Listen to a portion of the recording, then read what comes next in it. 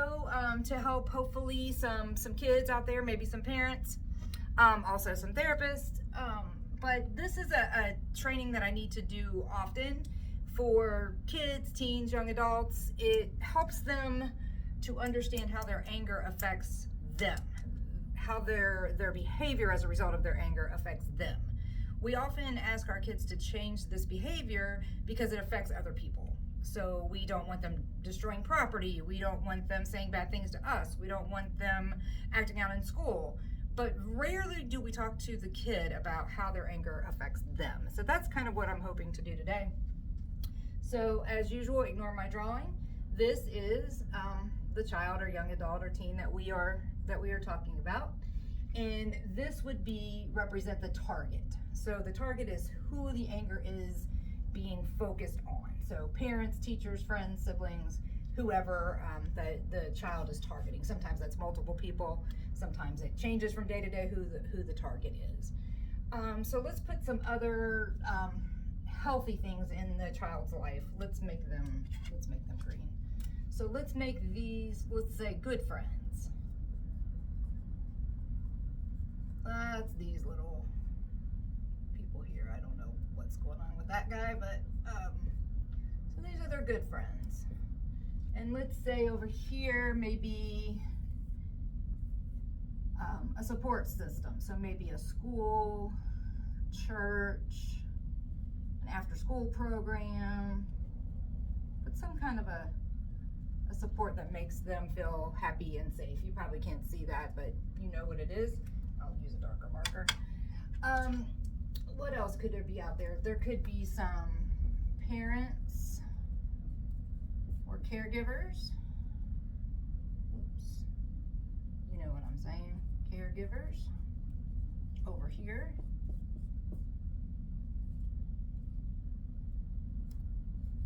That's supposed to be a wheelchair. Just trying to be as inclusive as we can here, but so you get the point. So there's all of these people in their life. So here's the child, here's the target of the anger, here are some of the positive things that they have in their life. We'll even add some things that they consider to be positive, such as video games, social media, all the things. You know, that's a phone. That's fun. So anyway, so let's kind of talk about it. So I'm going to use this red marker to symbolize anger. So let's say this is Johnny or Julia, and Johnny or Julia has been acting out towards his parents at home. So we're acting out, we're yelling, we're screaming, we're refusing to comply, we're being aggressive, we're destroying property, those kind of things. We don't know what's happening here with Johnny or Julia. It could be a multitude of things. It could be bullying at school. It could be he didn't sleep last night. Could be substance use issues. It could be negative self-talk. So for instance, I don't like myself. I feel like a loser. I feel like a failure. All of those kind of things would cause anger. So as we're going through our childhood and our adolescence and even into our young adulthood, we depend on these people for various areas of our lives. And sometimes our brain doesn't know what to do with this. We have always depended on these people to take care of everything we needed. Our food, our shelter, our skin knees, and our temper tantrums and those kind of things. Sometimes that was handled well, sometimes it wasn't. Most of the time it's a mixture of the two. It just is what it is.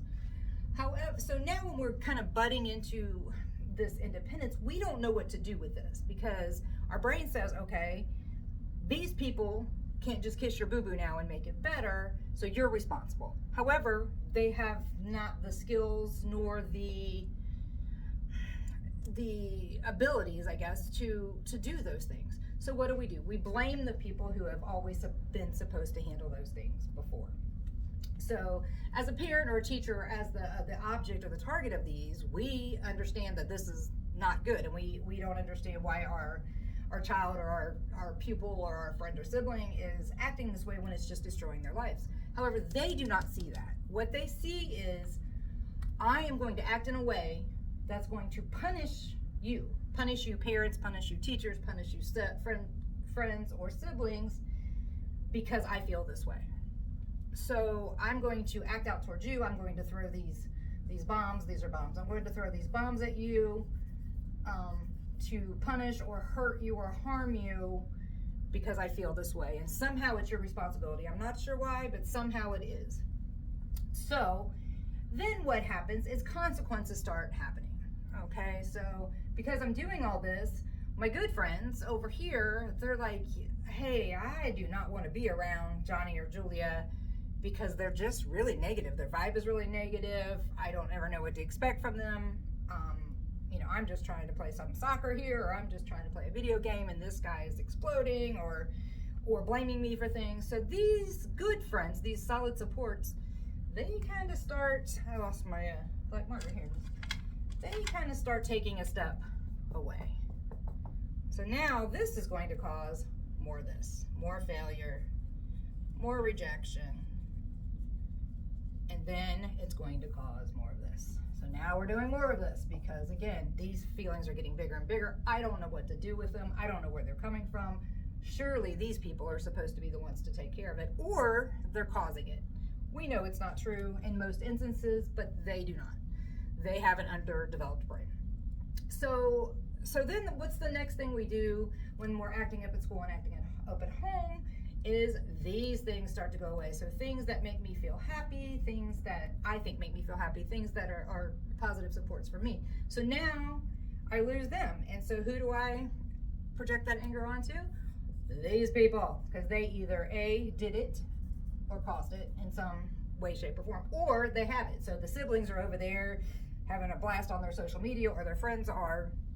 I am not, because of my behavior. However, these what I see is these people cause this to happen. Okay, so then eventually, if I continue along this line, here are my other supports. Eventually, the school and the church and after school programs, they start getting tired of my behavior. I'm disrupting, I'm making it bad for other people. So now these guys are starting to disappear from my life. And so now what happens is I blame the things. So now I want nothing to do with school, church, after school programs, whatever I've got in my life to set up to support me. Again, now I'm going to add loneliness, more rejection, more failure, more negative self-talk, you get it, more substance abuse, blah, blah, blah. So here, what do we do as parents or caregivers? We're the safe one here. So we generally can't just walk away. We can't be those people that walk away.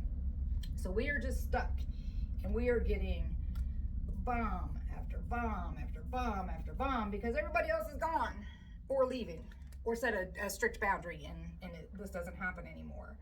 And so now, not only have I lost all of these things, but my relationship with my parents and guardians is really bad.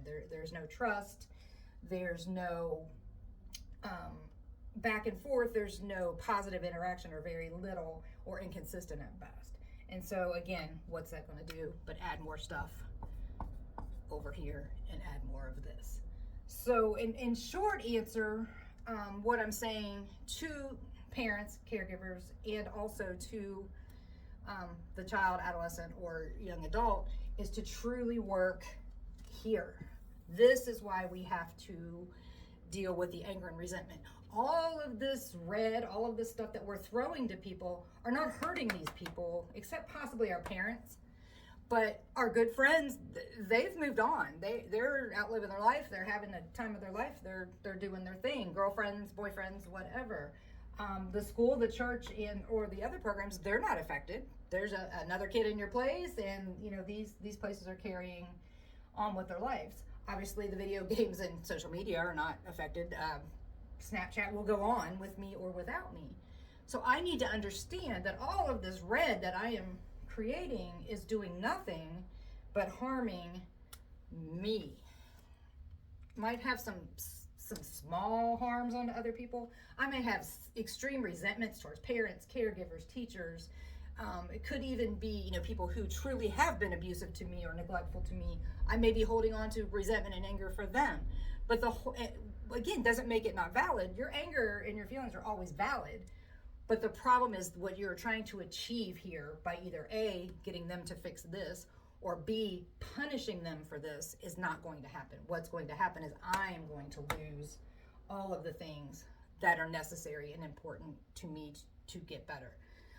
So as you are thinking about treatment, as you're thinking about it, getting into some therapy, that's the answer. The answer is, how do I go now and deal with these things and learn coping skills so that I'll use pink, so that I can now stop throwing bombs and actually start healing some of these relationships, but also know how to nip these things in the bud when they're at a level 1 or 2 instead of 8 or 9. Thank you.